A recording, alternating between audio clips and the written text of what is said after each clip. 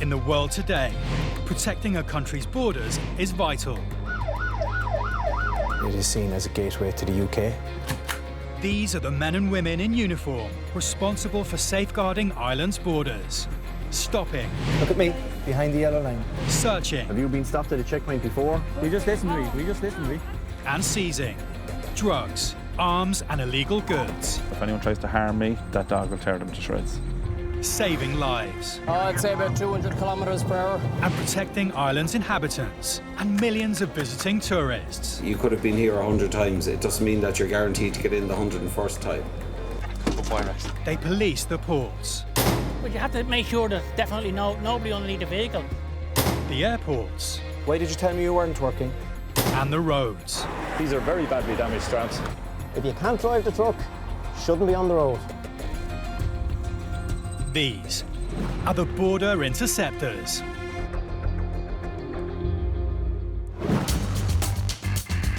Coming up, a roadside stop reveals an unexpected haul of goods. Did you have receipts for all this stuff that you just purchased? Do you know what's even in your car? Without any paperwork to confirm his story, it's looking like a long one-way trip for this Indian family. You're supposed to have that to present to me also. That way I know you're actually married to this person. And a high-speed chase for a wanted vehicle.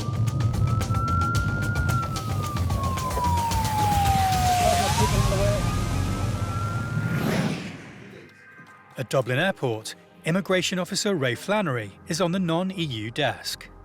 His job is to check every passenger that arrives from outside the European Union has the correct paperwork to enter the country. An Indian man has approached the desk with his young daughter.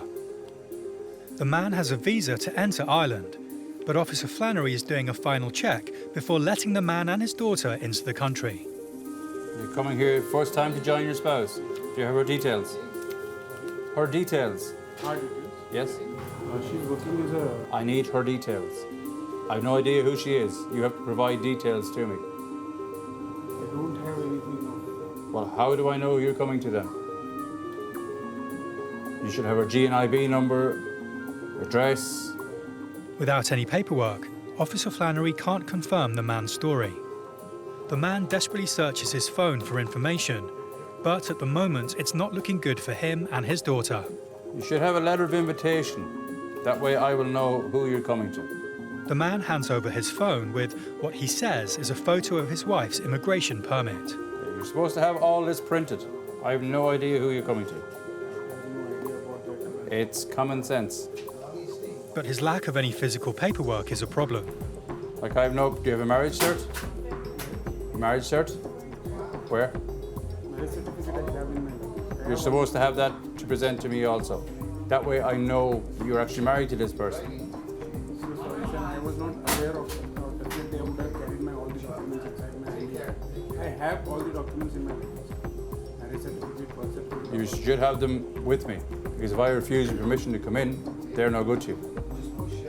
You need to have all that now.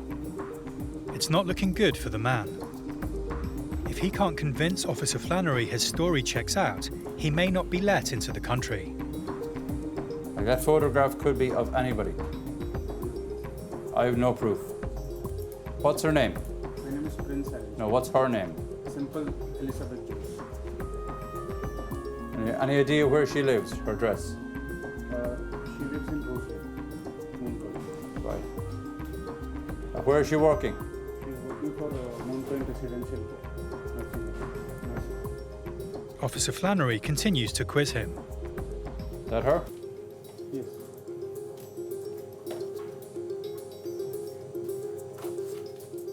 Happy his story checks out, he finally allows the man and his daughter entry, but on condition he produces the required paperwork.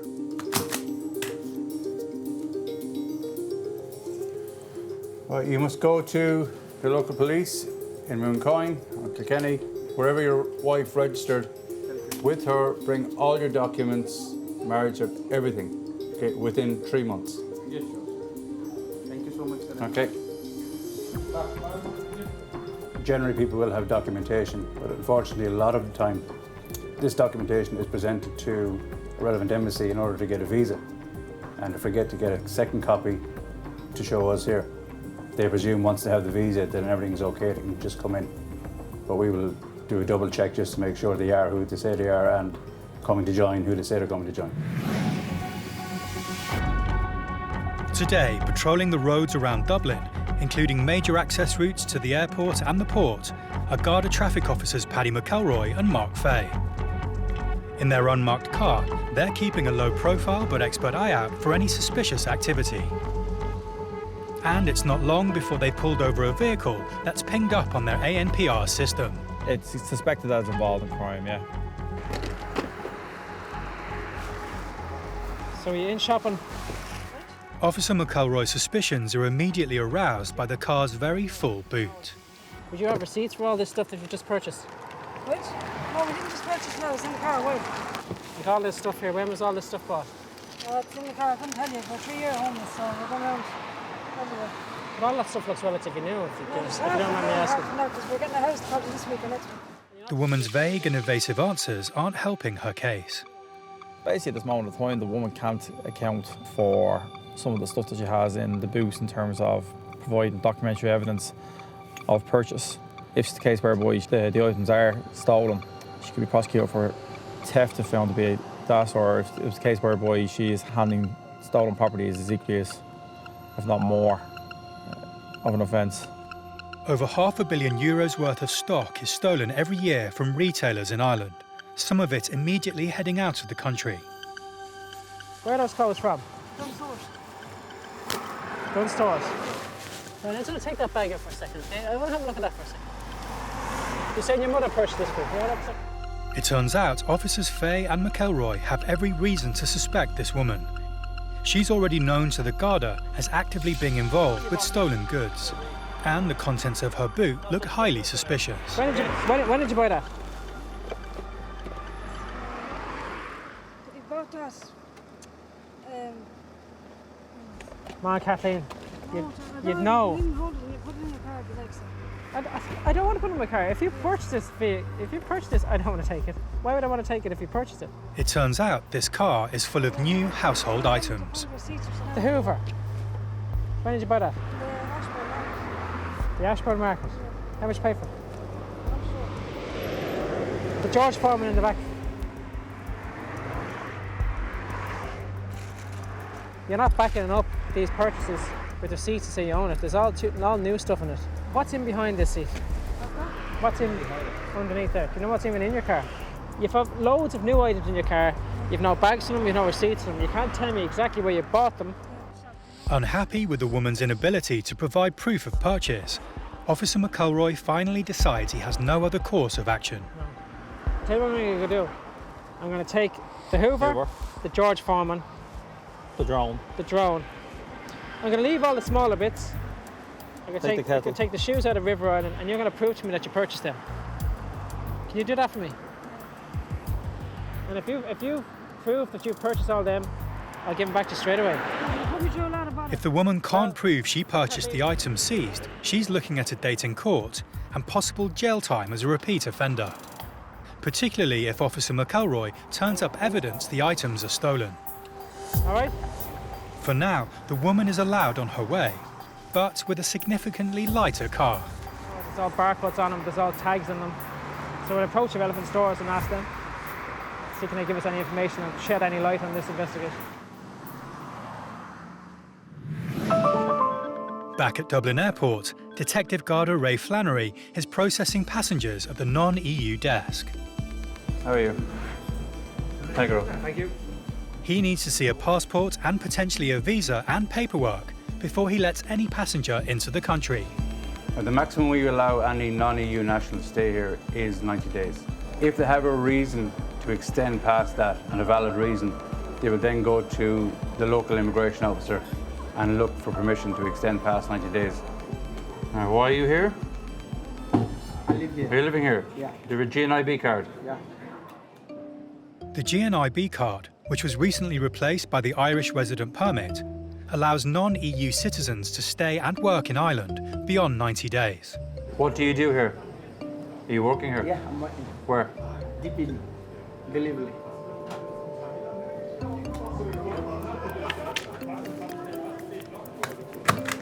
Lovely. Thank you. The next passenger at Officer Flannery's booth is also looking to stay in Ireland beyond 90 days. Now, how long will you stay here? That's 3 years. 3 years now. You're living here? Yeah. G&IB card. The woman struggles to find her immigration card to prove she should be allowed back into the country. And when she does, there's an issue.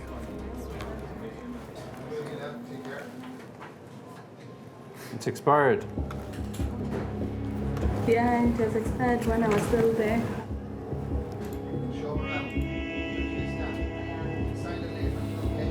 I have to change it, and again I have to change my surname because I'm married here. You got married when? 2 weeks ago. But my husband flew back. He flew back. Yeah, he flew back. Why? Is he not living here? Last week. Is he not living here? He is. He is actually that side. He's waiting for us. Oh, he flew back here? Yeah, he flew back here. Because I had some things to sort out before I leave. Her conditions had expired. She had left here before re-registering, but while she was away back in her home country, she had remarried. And who's Moses? Moses is my ex-husband. Ex-husband? Yeah. So she's now coming in to re-register. She has a child here as well with her. So she was given 90 days to go back and re-register. People re-register every single year, so we know exactly what people are doing. The system has to be updated constantly. Happy her story checks out, Officer Flannery allows the woman entry. Now, you must go and re-register within 3 months. You need to bring your new marriage cert and all your details again back to the office in City Centre. Okay. Where you're Berkeley, yeah. We hold on to this card because it's expired, okay? You're holding it? Yeah, once it's expired, we hold on to it. Okay. So what if maybe I'm gonna need it? You won't, it's expired, so it's no good. Okay. So you can tell them in Berkeley that it's been retained here, Okay. if they ask.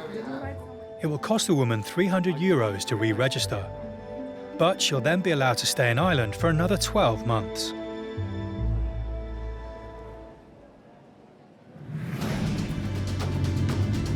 Back on patrol around Dublin Airport with officers McElroy and Fay.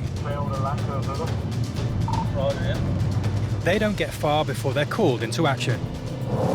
Just a warning for suspicious vehicle. Hitting the blues and twos, the officers race to the nearby location of the suspicious vehicle.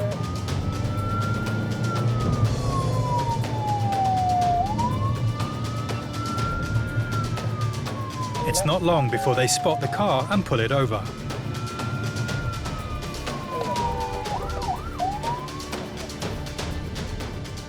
Officer Fay now needs to find out if everything is above board with this vehicle and its driver.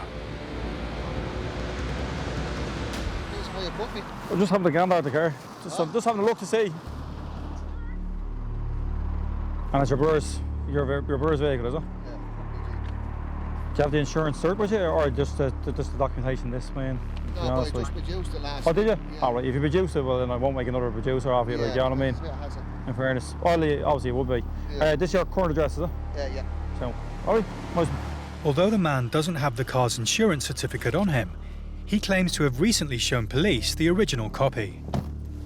Right, control, we just see if there's any recent DLIPs there, please. Having confirmed the man is telling the truth, Officer Fay returns to the car. Yeah, you produced there on the 4th of July, you did. And nice, yeah. You don't have anything in the car, you shouldn't have in the car, do you? No, Yeah. I'm asking if you mind me searching? No, I've been at home. My father's in fucking hospital. Your father's in hospital. Look, I do appreciate what's called the fact. It may be suspicious, but because the driver's documents are all in order and he's given no indication of committing a crime, he's entitled to refuse Officer Fay's request. If you're in difficulty wherever else, that's fair enough. I says I fully appreciate it. I says I'll mark it down on the system that it's flagging up for whatever reason, all right? The officers allow the vehicle to go, but next time this driver might not be so lucky. In Granard, County Longford, road safety investigator Jim Fleming, working with the police, has set up a checkpoint on a main road running to the border with Northern Ireland. With Ireland exporting around 340 million euros worth of forestry products every year, cross-border wood trucking is big business. How are you getting on? Today, Jim and his team are doing spot checks to make sure these trucks and their drivers are following safety and security regulations. Do you mind having a look at your tacho, please? The tachograph will tell Jim details of how fast, how far, and how long the vehicle has been driven. While the data downloads, he takes a look at the driver's card, which keeps a record of the specific driver's data. A commercial driver is allowed to do a maximum of 90 hours in any 2-week period, and a maximum of 10 hours in any 1 day. Drivers face a fine of €5,000 for breaking the rules. The data on the card makes for shocking viewing for Jim. The driver card in this case is showing that back at the beginning of May, he was working for a period of 102 hours. Obviously, you can't be working for 4 days. If you were to be working for 102 hours and 7 minutes without a break, that would be quite serious. But in this case, it's just the card is in the machine and the machine thinks he's working. It's clearly not correct. You were off there last week, right? Or first, from the first. Your tacho was at other work for 4 days.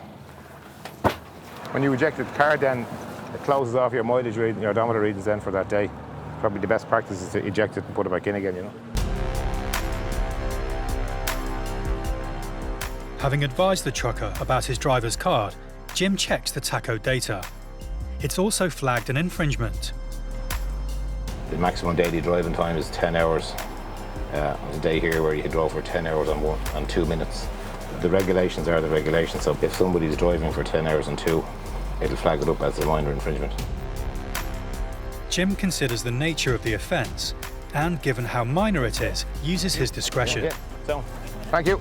On this occasion, there's a verbal reprimand before the driver is allowed to be on his way.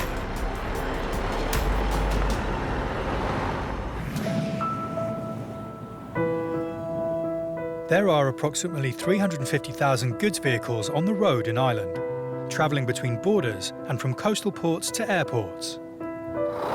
Yeah, that's fine. Road Safety Authority Vehicle Inspector Tommy Wright is conducting roadside checks on HGVs, using the roads leading north to the border. The Road Safety Authority have developed a simple vehicle walk-around checklist to assist drivers in carrying out inspections of their own vehicles. After being pulled over for an on-the-spot inspection, this trucker is about to get the full RSA treatment. Have you been stopped at a checkpoint before? Not lately. Okay, we'll do lights, front and back, tractor unit and trailer, and I'll have a walk round. The check is now a legal requirement before taking the vehicle on the road. And it's going to be very easy for the inspector to see if it's been completed or not. Okay, give the steering wheel a good shake for me, yeah? Press down the foot brake. Get away. Approximately 10% of all collisions are caused by vehicle defects. So it's important for the safety of everyone using Ireland's roads that the vehicles are maintained properly and that the drivers themselves know what issues to look out for. That's the steering column coming down that the driver has the steering wheel, and if you look down there, it's the steering box, and it's power assisted, like, so it's filled with fluid. A lot of the time the top seal gives problems and it leaks.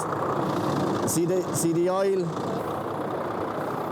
Do you know your steering box is leaking fairly bad? You have to toppen it up. Do you know it's leaking? Yeah. Have you reported it? Yes, I have reported that. Yeah. Well, have you it written down then? He also needs to check the cab, from collecting tachograph data to sounding the horn. Horn? Is the horn working, Tommy, is it? When was it working? It was working yesterday. You checked it today, like? I didn't check it today, no. Are you wearing that seatbelt? Yes, sir. I had that on. It's not pushing back in that well, like. Why have you it like that then? I just had I like some loose. But sure, it's no good, like. If you're involved in an accident, like, that's no good to you, like. The check is not going well for this driver, and it gets worse. You have a brake pad indicator light on there, like.